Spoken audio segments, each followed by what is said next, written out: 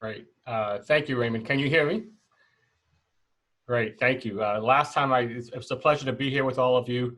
Last time I did a Brains in a Bar, I was talking about earthquakes, and I did have a glass of wine in my hand late last year, and clearly this is a little bit different. I'm excited to have some superstar faculty here with us to talk a little bit about their work in COVID. And I'm just going to take a few minutes to sort of outline what's happened since COVID took over a few months ago as a university, and where we are and where we're going this summer and this fall. And then I'll pass it over to our distinguished speakers. So next slide.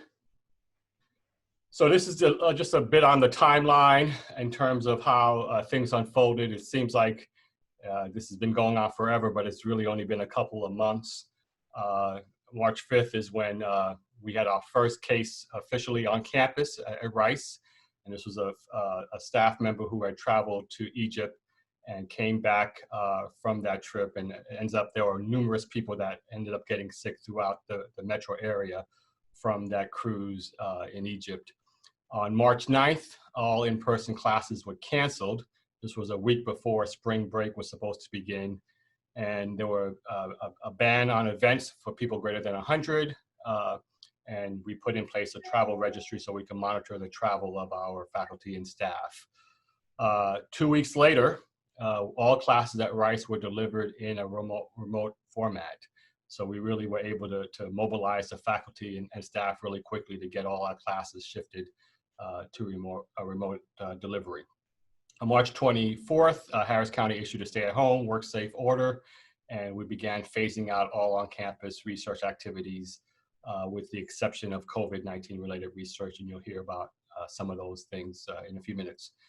On March 25th, the residential colleges were closed to the majority of students. There were a few students that stayed, but for the most part, most students left campus and went back to their homes and completed the semester remotely. Next slide. So we offered nearly 2,000 classes were offered remotely, 33,000 enrollments. We had a series of remote teaching seminars led by Rice Online, and CTE and OIT led with a number of individual help sessions to get the faculty prepared to deliver it in a remote format. As some of you may have heard, we shifted courses to optional pass-fail, given the situation that we were in and how courses were very different. And we shifted research and service to support the COVID-19 activities, and you'll hear about some of those activities again in a few minutes. Next slide.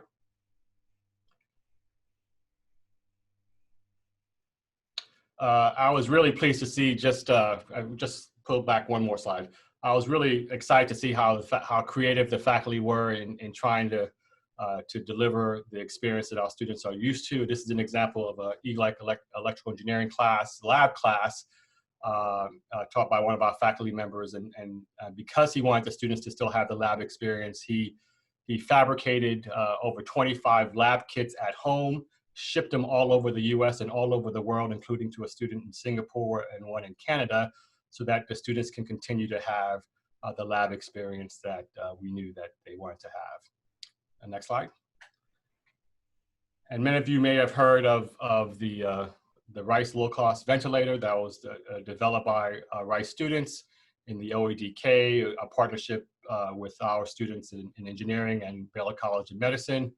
And the plans for that low-cost ventilator, which would cost less than $300 for the parts, were downloaded over 3,000 times by various cities and municipalities and companies all over the world. Next slide. So after the semester finished, we shifted our focus to summer school and how we can deliver a summer school experience. Again, summer classes are all online. The semester began last week. We decided to cut the costs for summer school because we knew a lot of students would be in need of summer classes because many of the students did not have internships this summer, and the demand has been significant. And here you see we had 3,000 enrollments for summer classes thus far, and over 140 courses were developed to be delivered again, all remotely. So there's been a lot of focus on restarting in the fall, and both restarting our research labs, and we've begun that process now. We're looking to start in person in the fall if the conditions allow us to do so.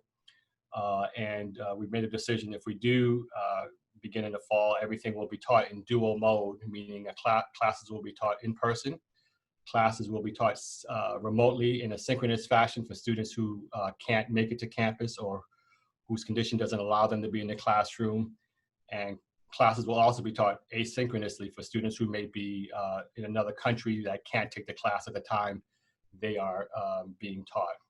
And so we're in the process now of getting faculty prepared to teach in this dual mode every single class that we offer, at least the majority of classes that we offer in the fall. We're limiting large events. We'll have increased cleaning around campus, social distancing and PPEs, and there's a group working on contracting aggressive testing for our faculty, students, and staff, contact tracing, as well as isolation of those who may get sick. As you'll see in a few minutes, after we initiated a call for proposals for COVID-19 related research projects. And next slide, the response was overwhelming. We received 55 proposals, 13 projects were awarded, and we'll hear about some of those projects in a few minutes. Just to give you a sense of the type of projects that, this is a project that you'll hear from Rebecca Richards-Cordon. I won't mention this, I won't get into this, and she'll be talking about this. Next slide. One of the projects that won't be presented today, which I think is a really exciting project, works with the City of Houston's wastewater to track community infection by looking at the wastewater systems themselves. 43 different wastewater systems in and around the Houston area will be tracked to see if we can monitor in real time the dynamics of the infection geographically. And this is a project from one of our faculty in mechanical engineering in partnership with Baylor College of Medicine and Galveston National Labs. And the goal is to develop and validate a mobile phone-based test that can rapidly identify individuals with active or prior exposure to COVID-19. Next slide. And this is a project you'll hear about from Bob Stein, Dr. Stein, in a few minutes. Again, next. And this is a project that's, again, you won't hear about this today, but it's an exciting project to look at how the environmental impacts of COVID in terms of the usage, very little usage of cars, and what that means in terms of air quality and other environmental impacts around the city of Houston. And then finally, before I turn it over to our speakers, just some observations. We've had, again, I'm excited to see and proud to see how the faculty stepped up with great flexibility and creativity to be able to deliver courses this past spring. Students overall gave good reviews to the online courses, but clearly discussed some of the challenges around collaborating is much more difficult in a remote format. We're working on ways that we can try to deliver labs and studios and hands-on projects in a remote fashion. Those are clearly remain to be a challenge. And then again, we're putting a lot of time. We have around 3 months before the fall semester begins. And so we're putting a lot of time to how we can deliver the Rice experience in a way that's engaging and meaningful. And so with that, again, we're looking forward to hearing from our three speakers. Okay, thank you, Dean DesRoches, for that. We're experiencing some delay with Richard Baraniuk, who is our next speaker, so we're going to go ahead and keep on rolling here. I am pleased to introduce Dr. Bob Stein. Bob Stein is a political science professor here at Rice University. He's an urban politics fellow at the Baker Institute for Public Policy and faculty director of the Center for Civic Leadership as well. So welcome, Bob Stein.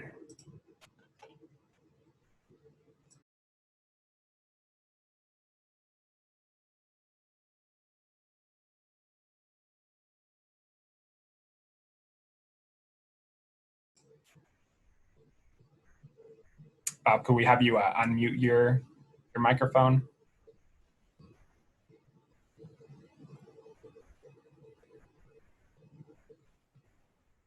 Okay, and my screen's up, right?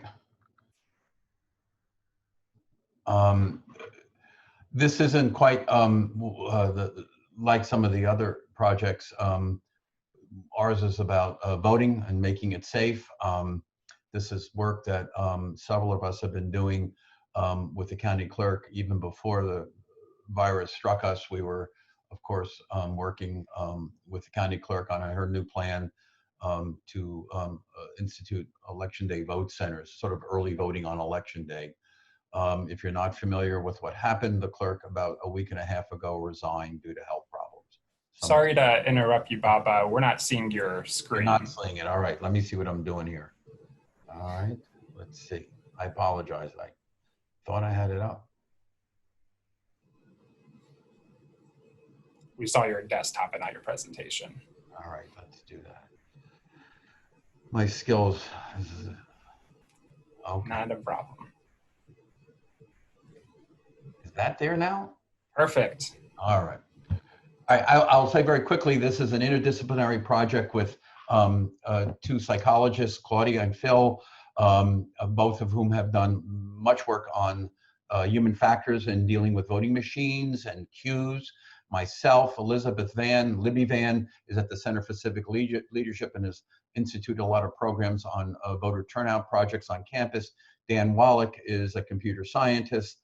Time permits, I'll tell you other projects. We just applied for a grant with NSF, a rapid, to test different ways in which to process mail ballots. But at the heart of this question for us is a very simple question.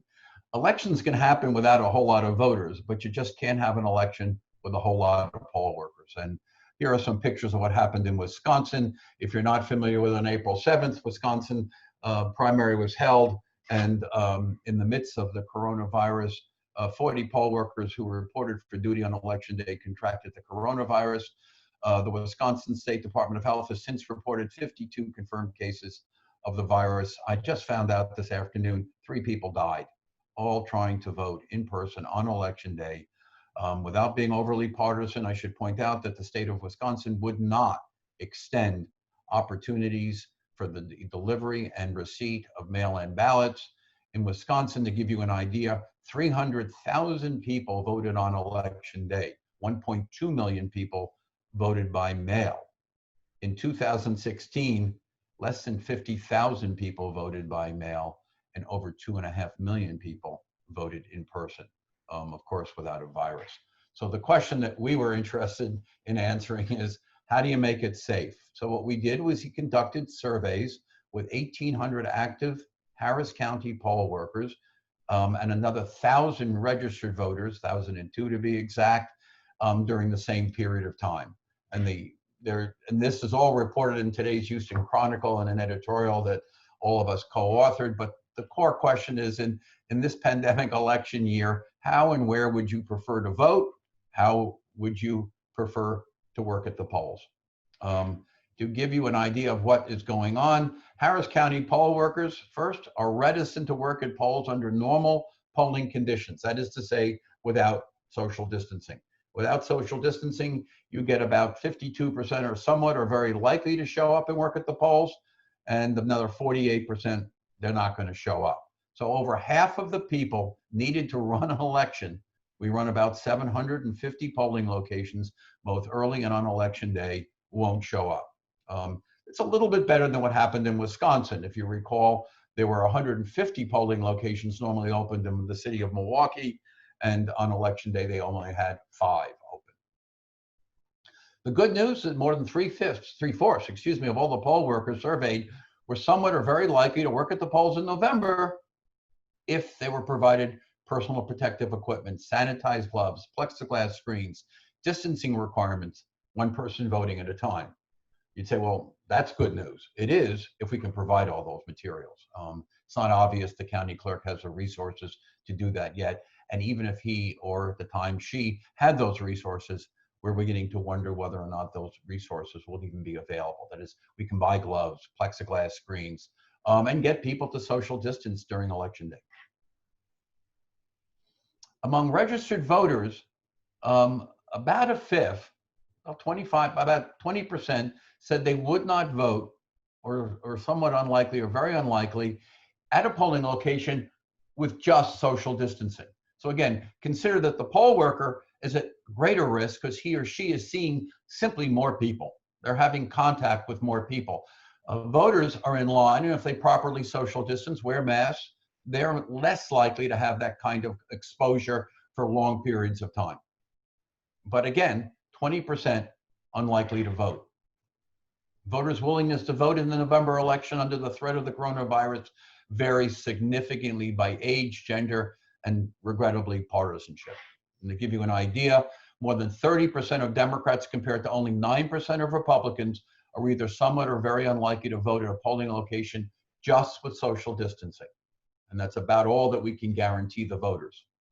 A quarter of women compared to only 14% of men are unlikely to vote at a polling location with just social distancing to protect them.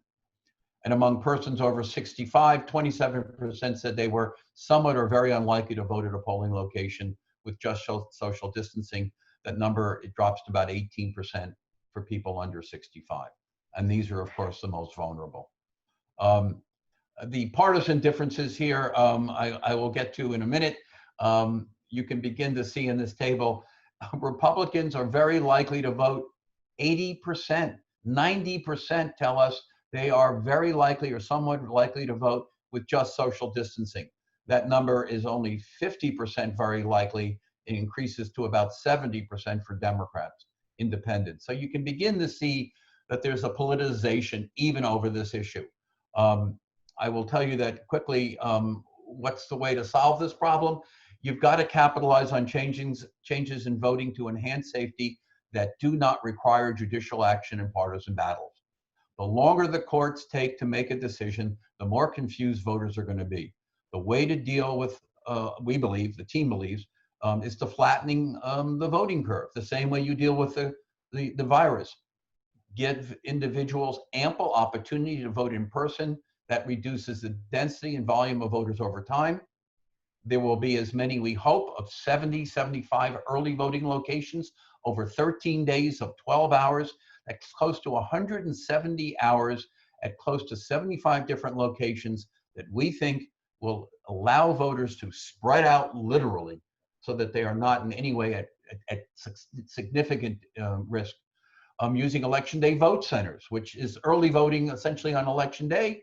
We're going to go to as many as maybe we hope 60 big box places like high school gymnasiums where not 6 feet, but maybe 12 feet can be used to separate voters. Extend election day by adding an hour to the start and completion of voting. And this is something the governor has done. I can disagree with the governor. I can tell you my partisan preferences, probably not a big surprise, but the bottom line is that the right to vote requires that poll workers feel comfortable showing up at the polling locations. And if I haven't gone over, let me tell you the latest results, which are truly puzzling to me. So we were relatively confident that poll workers would show up.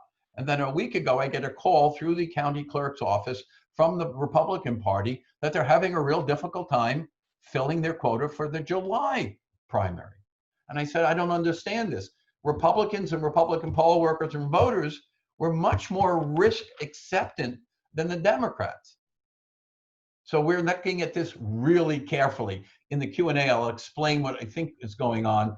Phil Kortum and I talked this morning about it, and it has to do with what people say and often what they do and the mixed messages they're getting from their opinion leaders, particularly the president. I'll stop there and be happy to answer questions later on, and I'll end what? Whoops, let me make certain I can do this in the show. Okay, thank you, Bob Stein. We appreciate that. We do have Richard Baraniuk here with us, so I will go ahead and introduce him. Welcome, Richard. Howdy. Richard. I clicked the wrong link. Oh, sure, not a problem at all. Richard Baraniuk is the Victory Cameron Professor of Electrical and Computer Engineering here at Rice University. He's also a member of the Digital Signal Processing and Machine Learning Research Groups, and also the founder and director of OpenStax as well. Welcome, Richard. Well, thanks so much for the invitation. And yeah, it just really interested in all the discussions, or looking forward to the discussions around all these various projects. And yeah, Bob, that stuff is very thought-provoking. I will take a few minutes talking a little bit about what we have been doing with at OpenStax around trying to help students and instructors around the country and around the world be able to stay connected to their coursework and be able to have successful learning outcomes. So if you head on to the next slide. So OpenStax is Rice's nonprofit open access publishing company, if you will. And what we do is create extremely high quality courseware and digital textbooks for serving the largest and highest impact college courses in the country. These would be courses like chemistry, psychology, physics, etc. And we were founded in the last great crisis that our country has faced, the Great Recession of 2008. We had been working for a number of years before that on educational technology solutions. But what ended up happening after the Great Recession is we had an increasing number of folks who lost their jobs, who were going back to community college in order to retool, in order to be employable and get back to their lives. And unfortunately, they ran into a number of barriers. And I'm only going to have time today to talk about the access barrier, but it's really it's part of our founding story, and it's actually the most important ones even still today. If you go to the next slide. So what we're talking about by access barrier is the incredibly high cost of textbooks. If you go to the next slide, that textbook costs that have risen literally 1,000% over the last 40 years. And for students out there, particularly in community colleges, the cost of going to school is about half going to tuition and about half going to your textbook and other learning materials. And this is why learning materials costs are now a very large alarming percentage of the total student loan debt, which is now the #2 debt in the country behind only mortgages. And this has a real human cost, if you go to the next slide, in that students literally are having to decide between buying a book for their course and buying groceries, right? That's really how bad things are. And so it was in about 2011, we started getting a lot of telephone calls to our Technology for Education initiative, asking us if we had something that could replace the $300 or $400 textbook. And we didn't, unfortunately. And so that's when the idea of OpenStax was born, that we would go from being just a technology effort to a full-blown publishing effort. If you go to the next slide. So what we do is we create extremely high-quality textbooks. These are paid for, the development is paid for by large foundations, Gates, Hewlett, and other foundations. These are professionally authored. They're carefully peer-reviewed and classroom tested. But then instead of making them available to students for $200 or $300, they're completely free. So they're $0. And moreover, for instructors, a really attractive aspect is that they're actually open source licensed, meaning that they can innovate on these materials in really any way that they see fit in order to create the perfect book for their course. If you go to the next slide. We've made a lot of progress over the last 8 years or so. We just published our 40th textbook. We now cover most of the big intro level, 100 level type classes, plus a fair number of advanced placement and high school courses. There's a list on the bottom right there of just a few of our books. We will cross through this summer actually 10 million students saving over $1 billion over these last 8 years using OpenStax books. And just this last school year, about 3.5 million students saved about close to $300 million using our textbooks. We're in 4,000 degree granting institutions across the country, about 60% of all colleges. And about 5 of our books are either the #1 book in the market or poised to be the #1 book in the market. Go to the next slide. So this was, this was what I would say as of, say, February this year. But of course, everything changed in March. Everybody went online. And if you go to the next slide, this really only accelerated the glaring inequities between different students in America, between the digital haves and the digital have-nots. And so we embarked on a program, if you go to the next slide, in order to not only help students get access to the materials that they would need for continuing on in their course, but help instructors move online as efficiently as possible. At a school like Rice, as Reggie pointed out, we have the structures in place and the support in place so that we can help all of our faculty go online in a really meaningful way. But when you look at most other colleges around the country, there is none of that kind of support. And so we started fielding literally dozens to hundreds of calls per day. If you go to the next slide, we doubled the number of accounts. You jump ahead one. If we doubled the number of accounts on our digital textbook site, oops, sorry, there was just a lag. If you go back one, doubled the number of accounts on our site. And we were able to convince all of our ecosystem partners who sell technology solutions around our books. We were able to convince them to go offer their technology solutions for free.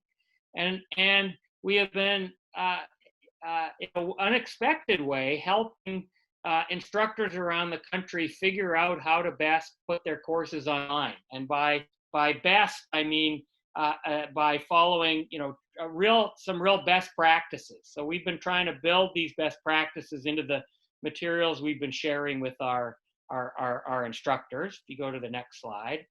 And we've been working with an organization called AQ, which is the Association of College and University Instructors. And this is a fantastic organization that does professional development for people like me, college instructors, who maybe might be teaching at a community college and have never really had any instruction on how to teach, let alone teach online. So we've been offering a number of webinars with AQ, and we have basically been selling out of every one of these webinars and are really excited moving into the summer term with them as a key partner. So I'll end there, saying that we're just really excited about what can be done in the future.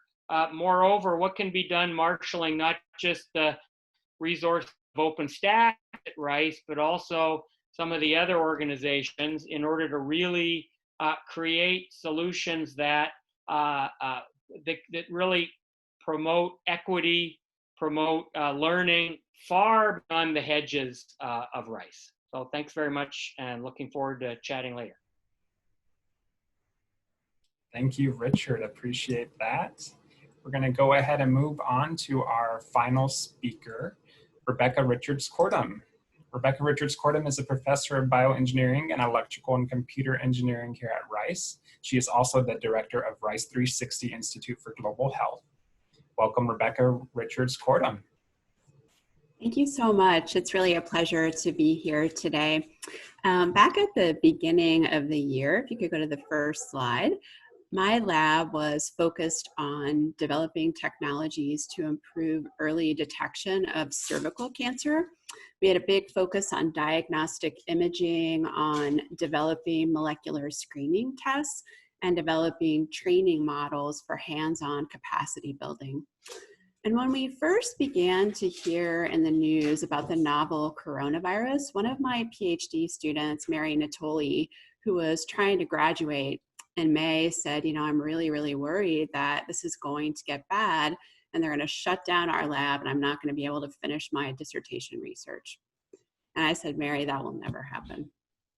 And she said, and I also am reading about this new PCR-based test. I'd like to order some primers and see maybe if I can't develop a test for the novel coronavirus.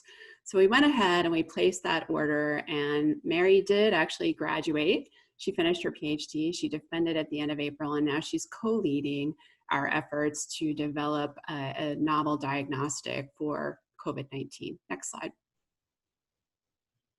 So this is a figure that was published in JAMA at the beginning of May. And I think it illustrates the challenges of developing a test that is effective to try and identify people who have the potential to spread COVID-19. Across the x-axis, you see time.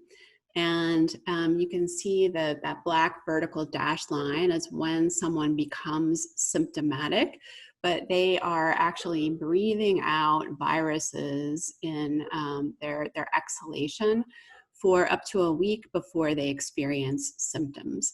And so if we do something called PCR, we can collect respiratory secretions or saliva, and we can detect the presence of the viral RNA in those secretions. And that's really the most valuable form of testing to be able to help us manage the pandemic.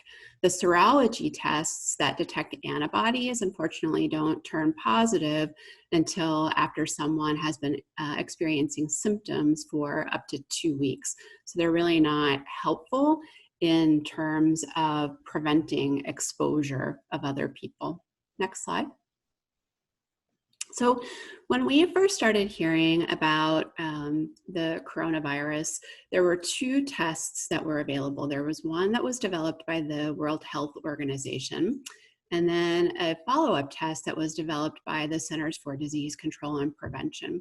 Both of these are based on PCR, and they are designed to be run in high complexity labs. The CDC provided kits that were designed to be used with the 96 well plates that you see in this photo on the left. And then the thought was you could transition that to big machines like the Roche Cobas machine that you see on the right. So they're definitely not designed to be used at the point of care. Next slide. So if you've been reading the news, you have undoubtedly heard about the challenges with the first test kits that were introduced by the CDC. They were, in fact, they had contamination of viral RNA. So they had this low level of contamination. So they would turn up falsely positive because of that low level of contamination. Next. That was followed actually by the FDA allowing labs to develop their own test kits and then be authorized through an emergency use authorization procedure. But what happened very rapidly after that was massive shortages of all of the reagents that were necessary to perform these tests. One of the things that you have to do when you do PCR is you have to purify the RNA that is present in these samples.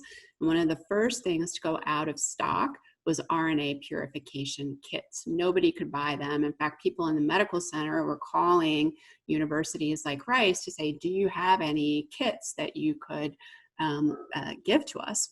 And that was followed by a shortage of the swabs that are used to collect the nasopharyngeal samples. It became impossible to get nasal swabs. Next. But one of the very exciting pieces of news was when Abbott introduced the first point of care test called ID Now, which you see here.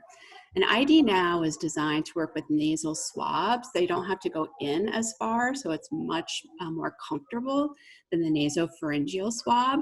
And you just place that nasal swab into the little cassette, and you can get a positive result back as quickly as within 5 minutes.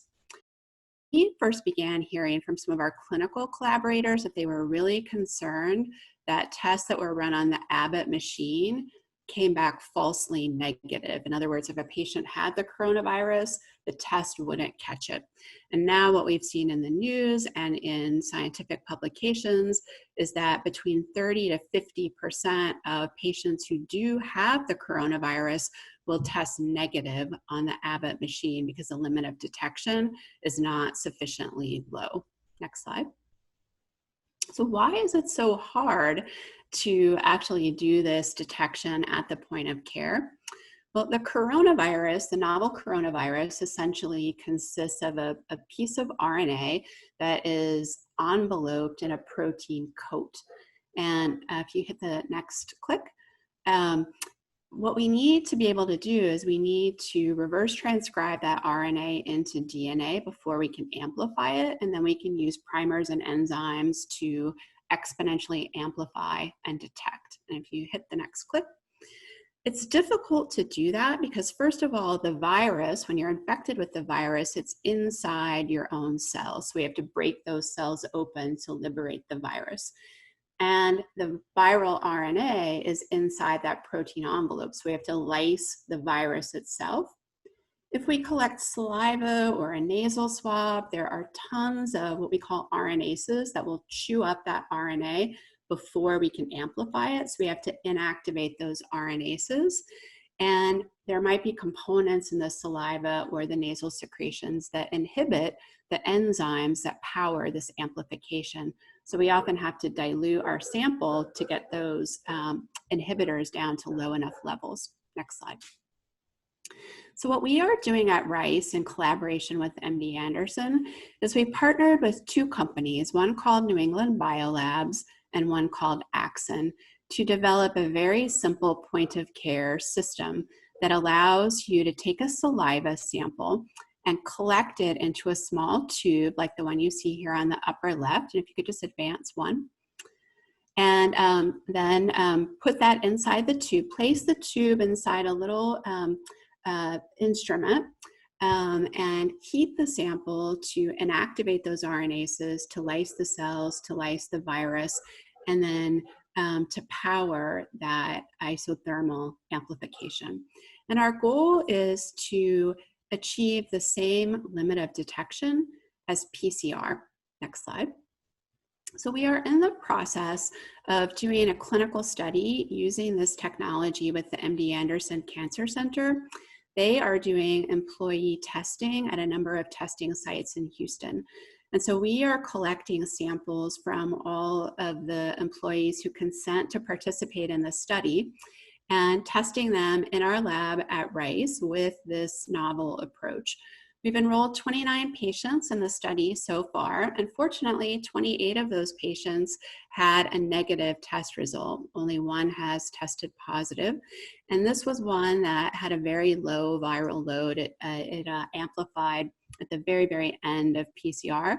And we were able to detect a positive in that sample.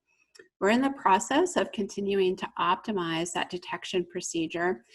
That has been supported by Rice's COVID Research Fund, but it allowed us to get funding from the U.S. Agency for International Development. And we're aiming to be able to roll out testing in 5 countries in Africa where we have active collaborations. This photo was taken in Mozambique, where we have a very strong collaboration with MD Anderson. And just last night, we submitted a very large proposal to the NIH that would allow scale up for testing in Houston and in Texas. So let me stop there, and along with the other panelists, I'm happy to take any questions. Thank you. Thank you very much, Rebecca. We appreciate that. We're gonna move on to questions that are coming from the audience here. Before we do that, I did want to give a shout out to my colleagues, Alexa Schwartz and Kate Coley, who are both from the Alumni Relations Office. They've been helping me monitor the chat. So thank you to both of them for that. So the first question, so as of now, you expect that most students will be on campus in the fall. What contingencies are in place in case a second wave erupts? Dean DesRoches, you might be the best person to answer that. That's a $1 million question. So we certainly don't know how many students will come back in the fall. We expect the majority of students to come back. Our students really miss the campus, as you can imagine. For those of you who are alums, there's something special about being on campus. And so many of them certainly do want to come back. I think the majority will come back. Students that may have underlying health conditions likely will not come back. Will probably take some time off or do the classes remote. One of the reasons we are doing the classes in dual mode is so that if there is a second wave, we can quickly shift back to online in the same way we did this past spring. And that's the reason that we're doing everything in dual mode in case there is a second wave of COVID. The other thing that we're doing is we're slightly changing the schedule for the fall. We're starting at the same time in mid-August, but we're planning to end before Thanksgiving and eliminating the fall break, ending before Thanksgiving for two reasons. One is to limit the issues related with students traveling home and coming back and what that might do in terms of spreading the virus.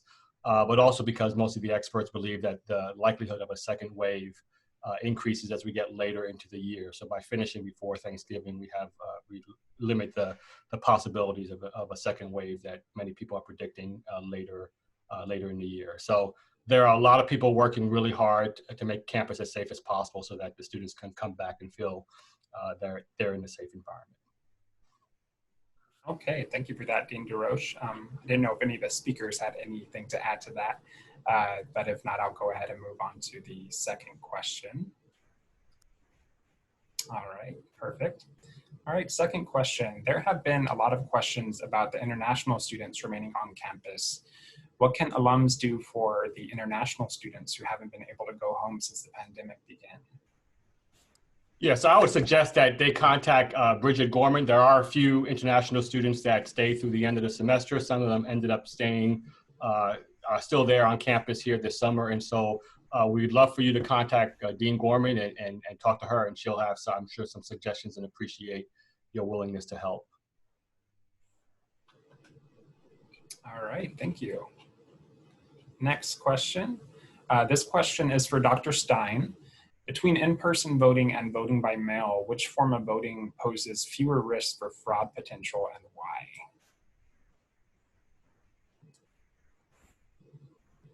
why? In voting, early in-person voting. If you have 13 days, 12 hours a day, do the math, you have locations as many. We're hoping, the team is also working with the clerk to identify new locations that are larger, where of course you can spread out voters, but there's little doubt in our minds that if you can identify locations that are large, that are accessible, that can be Wi-Fi interactive because there are ebooks.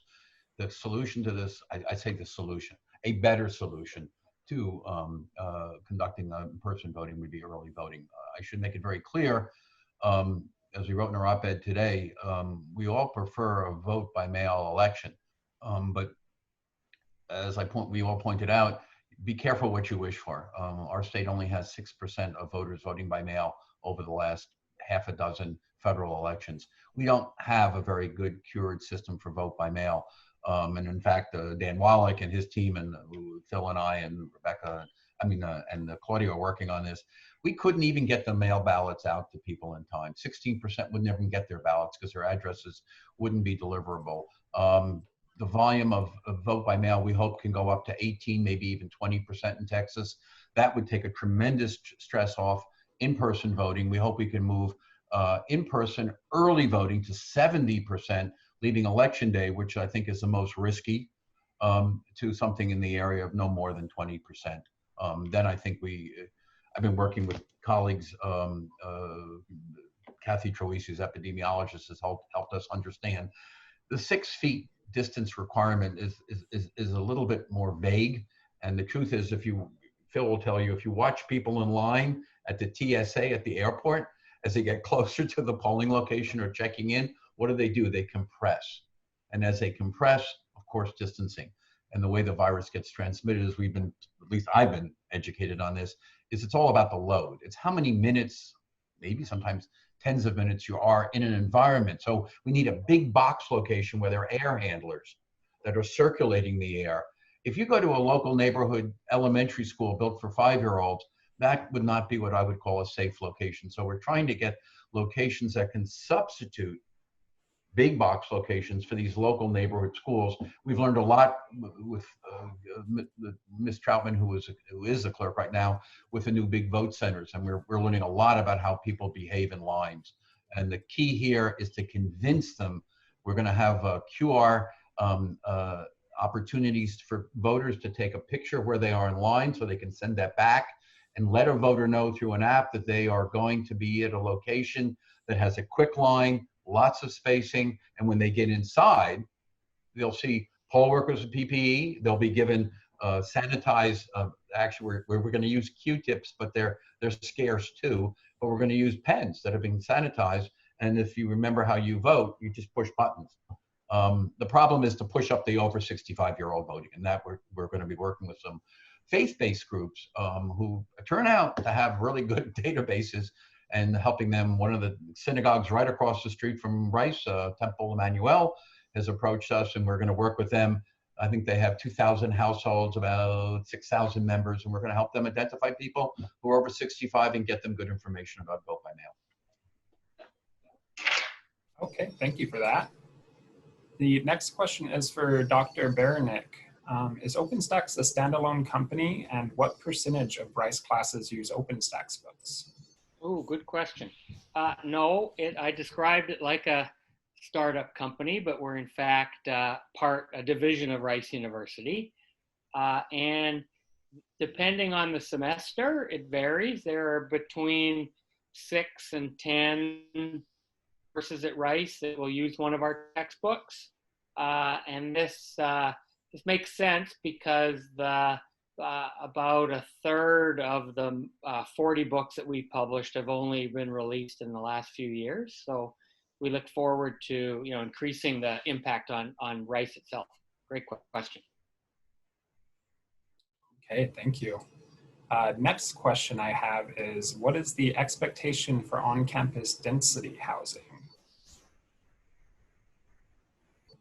Not sure yet. This is a tough question. I know, again, Bridget Gorman's team is working on the colleges. I think that's in many ways the biggest challenge, is how you accommodate, how you deal with the colleges given COVID and the social distancing. I know they're working on a variety of plans in terms of staggering when people eat, trying to limit the large gatherings. And so she has a team actively working on that right now. Tune in later for more. Okay, thank you, Dean DesRoches. All right, the next question I have is there research being done on campus to develop a vaccine for COVID-19?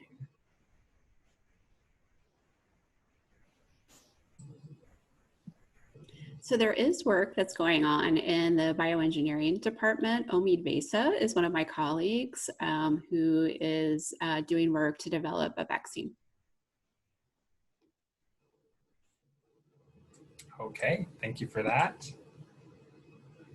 Next question is from alumni. What can alumni do to help any of these projects, such as funding, volunteers, resources, and connections? Yes, all of the above, I would say. Absolutely.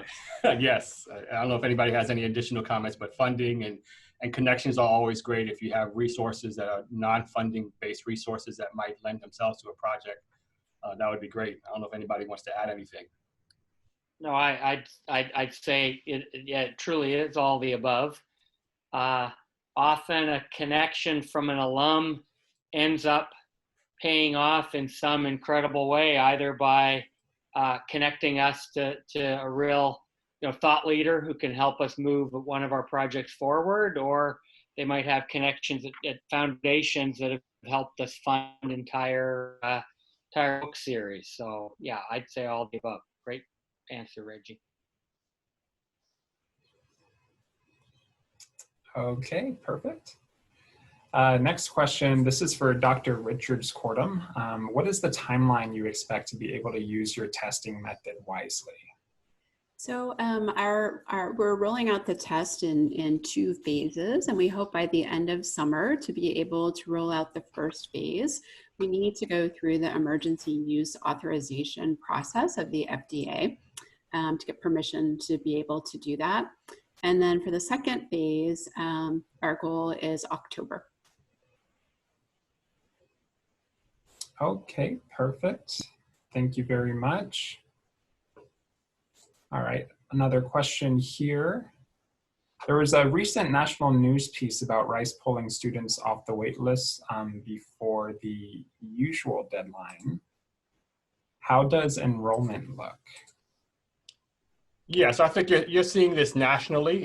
You know, people, and I'm not involved directly in the enrollment activities, but I can say nationally, you're seeing many universities pull students off the wait list because I think that people are expecting a bit more melt, what we call summer melt, meaning the yield will be slightly less because people might take a gap year or may not feel comfortable going to campuses this fall. And so we're hedging our bets by accepting a few more students to try to get the target number of freshmen that we normally get. And you're seeing this happening essentially around the entire country. Okay, thank you for that. Have another question here. How does Rice intend to handle lab courses that nearly always have to be in person in the fall 2020? Anybody else wants to answer this? I think this is one of the challenges we face. I'm not sure if, I think both Dr. Richard Cordham and Dr. Baraniuk teach lab classes. This is something that's clearly a challenge. It was a challenge this spring. You know, again, we're hoping that we'll be on campus at least the majority of the semester. We're asking faculty to try to get those labs in perhaps early in the semester with the understanding that as we get later in the semester, the likelihood that we may have to go online increases. But we're also looking at innovative ways that we can do the labs remotely if we need to. I don't know if either Rebecca or Rich want to add anything. Yeah, I just want to add one thing, which is, you know, one of the big challenges of the spring is that a lot of our core facilities that support student labs and design, like the Oshman Engineering Design Kitchen, were actually shut down for a period of time. And our hope is that in the fall, if we can at least maintain safe staff access to those facilities, students can send in their print jobs electronically or their laser cutting jobs electronically, and then we can deliver the parts back to the students. And in effect, the student teams are working in much the same way that professional engineers who are engaged in multi-country, sometimes collaborations, work with remote connection and ordering their parts from print shops all around the world. So, you know, I think one of the ways that we can try and approach it as instructors is to work with our students to really illustrate how is this preparing you for what you are ultimately going to be asked to do when you're practicing engineering and as a professional. Okay. One other thing that has come about from just the virus is that we've got a lot of students who are home and they're not able to finish not just their coursework, but they've lost summer research opportunities, summer travel opportunities, to say nothing about coursework. We are rapidly, at least our team, hiring them all up. And why? I think it speaks to what Rebecca said. In the real world, election officials, politicians, candidates have to confront the reality that they can't knock on doors and shake hands and do the things they normally do, kiss babies, which wouldn't be healthy for anyone, including the babies. But what's really fascinating is I have now half a dozen students who are doing nothing but web-based work on trying to figure out what the floor plans of a high school gymnasium look like. And they're learning databases that they had never seen before the Harris County Appraisal District. I've got students working with Native American tribes in the Dakotas, where the spread of the virus has become just rampant and is leaving people from even getting out of to buy groceries. So as a result, I'm finding out that when I'm working for a county clerk, helping them run an election, they also do things like birth certificates, death certificates, driver's licenses, and the same problems about going to get one of those is related to voting. So many of my students, the thing that I think is really going to be useful once I learn how to do it is using things like Zoom or these opportunities for online to actually run collaborative research. I've got students who will sit and run code on R and run maps, and they'll be off to the side while the rest of us are doing something else. I'm not saying it's better than class, but for me at least, it's been a bigger challenge, and it's made me spend more time trying to figure out how more efficient. That's the thing. I don't waste my students' time getting them into the room and moving around. And maybe that may be, if not a lasting benefit of this, at least some improvement on how we teach. Okay, thank you. This one, and this will probably be our last question for Dr. Richards Cordham here. When will your test be available on a larger scale? So our goal is by the end of summer to launch the first version, and then by October, the simple commercial version. All right, perfect. Well, I want to thank all of our speakers for joining us for our first ever virtual Brains in a Bar. I think this was a really good topic, and it looks like we had a ton of participants. Last I checked, I believe it was over 240. Thank you to our audience for tuning in, and keep an eye out for future virtual Brains in a Bar, which will all focus on different topics of discussion. Thank you to my colleagues Alexa and Kate for helping out as well. Always, of course, for more information, you can go to alumni.rice.edu for all of our future alumni events. But from here, once again, thank you to our amazing speakers. We really appreciate you being here. Go Owls.